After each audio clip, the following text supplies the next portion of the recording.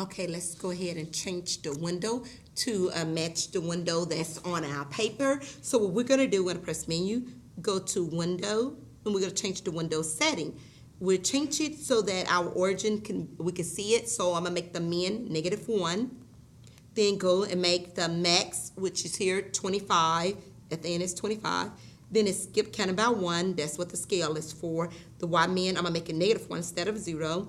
And I'm going to make, here it says 24, but there is 25 for the max.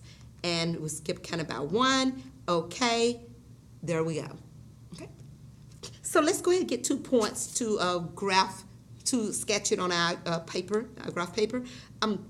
So I'm going to press menu. Notice I love to go to menu, and we're going to trace. We're going to trace the graph trace. And with the blue, I'm saying blue, here you notice that on the right bottom corner, you see the order pair, so you can get your point. So left and right, we're going to navigate. And here we go, the 0. The 0 here, that's our x-intercept.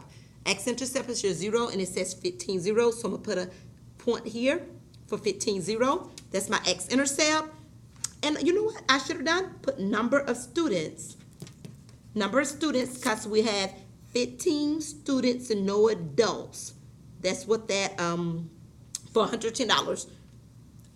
And number of adults. Sorry. Number of adults. So we have that there. And now I need one more point. I need another point. And I'm going to go to the y-intercept. And you'll notice that if it's decimal guys, so we're talking about students and adults, those would not be a part of your solution. It's really discrete, but since we're graphing on a calculator, it's going to do it continuous because it's 23. Adults and students cannot be 10.5 students and 4 5/10 adults. That doesn't make sense. That's not realistic. You can't have partial people, okay, regardless of how their size, their height, and all of that. Okay, and you keep going. I'm going to keep going until I see the word y-intercept. Look, it went, go back. There we go. It said y-intercept. It pops up. No reason I should miss that. So I know the y-intercept is 0, 15. So when there's no students, and it could be 15 adults. So I put a dot there. Then I connect those 2 dots to make my line. Now this is a discrete function, although we're connecting it. But make sure that you understand that the decimals are not a part of your solution. Only whole numbers, natural numbers, not whole numbers, because 0, you're not going to have 0, 0 in this.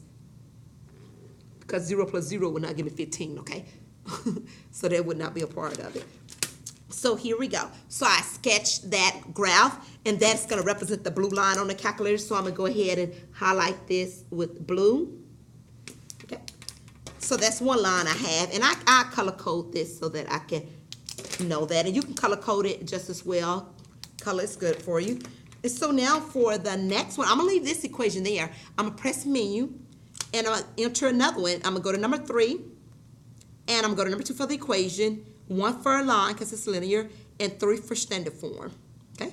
So my second equation, the coefficient, or the A, is 5, the coefficient of x. B, the coefficient of y, is 10. And the C term is $110. And I press enter, and it shows up red. Nice. Do the same thing. I'm going to go ahead and I'm going to trace it. I'm going to trace the graph. So I'm going to go to menu, and I'm going to go to trace. And I need 2 points, and I'm going to press enter. And you press it, but it's on the blue. Press the down key.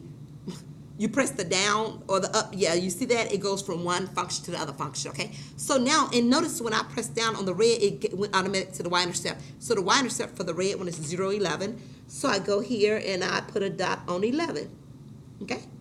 Then I'm going to continue on till I get to the 0, which is the x-intercept. Come on, go, bud, go. And you probably say, is it a fast way? I'm sure it is, guys. You can figure that out, and that'll be good. I'm going to keep going until it says 0 for me. Oops, it passed it. I was going too fast.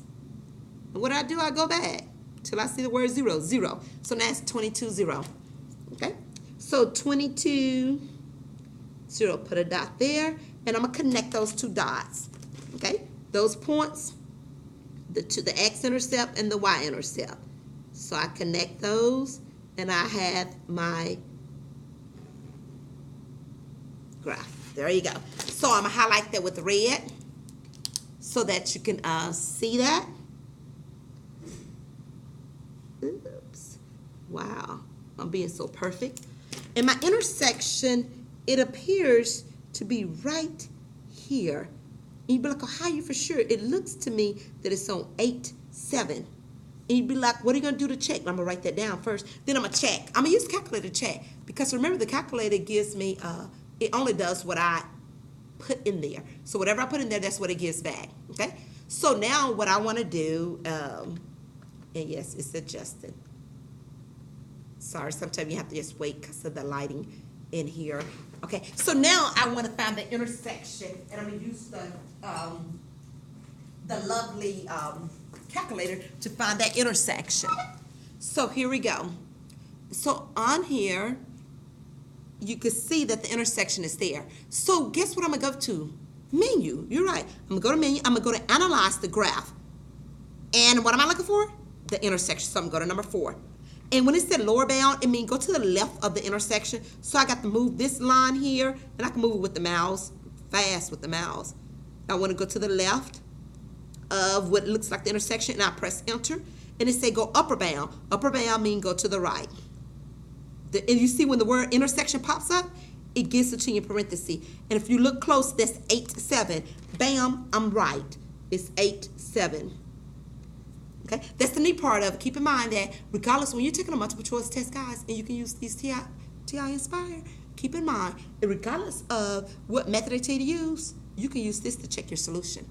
Okay, so now I know that X equals 8.